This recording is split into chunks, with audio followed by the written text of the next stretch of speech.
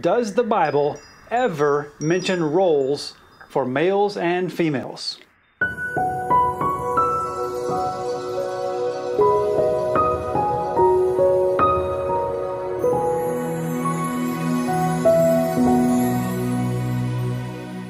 The quick answer to the question, does the Bible ever mention specific roles for males and females, is nope. By true definition, roles, like in a play, are interchangeable.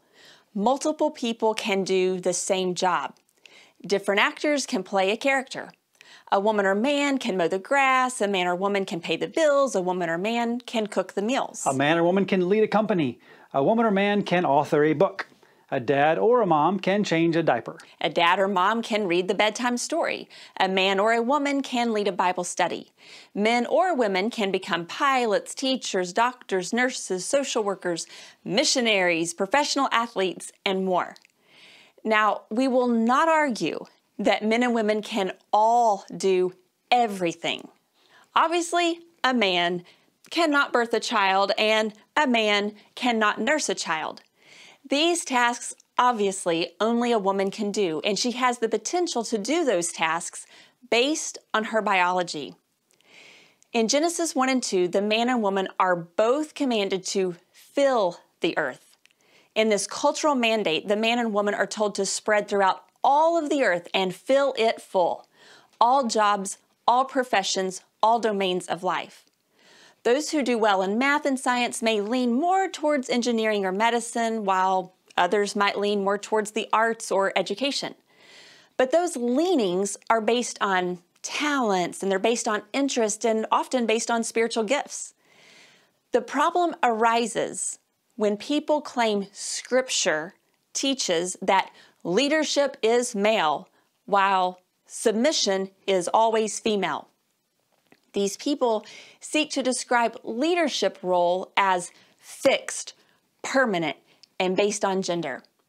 Yet the word role, it cannot be found in Scripture. Christians have spilled much ink to ground the ideas of position and power in gender-specific systems. So what is the brief history of the word role subordination, and the overabundance of the word in Christian literature? Most all ancient church fathers believed that men were over women. Every biblical commentary before the 1960s stated men were first and superior, females were second and inferior. But in the 1960s, something changed. The women's rights movement began to gain traction, and women increased the strength of their voice. Theologians realized that the superior-inferior vocabulary needed revising because culture was changing. Certain theologians wondered how they could maintain male dominance, but they wanted to say it nicely. So, in 1977, a theologian from South Carolina wrote the book entitled The New Testament Teaching on Role Relationship of Men and Women. Quite a long title, but this theologian gave Christians who wanted to maintain male dominance new terminology that was more palatable to the Western culture. He said that men and women are equal in essence, nature, being, but they're different in role, function, action. Voila. Women were not subordinate in nature or being, they were equal, but they were subordinate in their work, in their function, in their role. So do you see how this language came in? And it kept the men in the dominant position. Now soon, theologians identified the roles. Then they ranked the roles, and then they closed certain roles off to women, and then they sought to make female role subordination permanent. Now how did they do that? Well, they used the Trinity. Many used the Trinity as their support to permanently rank and limit the daughters of God. By doing that, they secured their own dominance, their own position, and their own power. So how exactly did they misrepresent the Trinity? Well, what they did is they claimed that the triune God, the Trinity, is eternally unequal. The theologian Chad was talking about earlier claimed men and women were equal in nature, but different in function. Different to this theologian meant unequal. And to defend his position, the theologian based role subordination of male and female within the Trinity.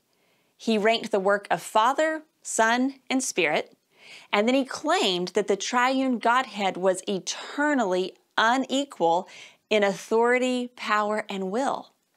The divine persons possessed differing levels of power and differing levels of authority that flowed in a one-directional chain of command. Now, some current popular Bible teachers are doing much the same. They are claiming that the commanding Father and the submissive Son, which we see in the Incarnation, extends into eternity. In reality, the Father sent the Son, and at the same time, the Son made himself nothing. Notice that there should be no separation of divine will. In reality, the Son was given all authority in heaven and earth, and in 1 Corinthians 15, the Son gives all authority to the Father. Notice that authority flows between the triune Godhead.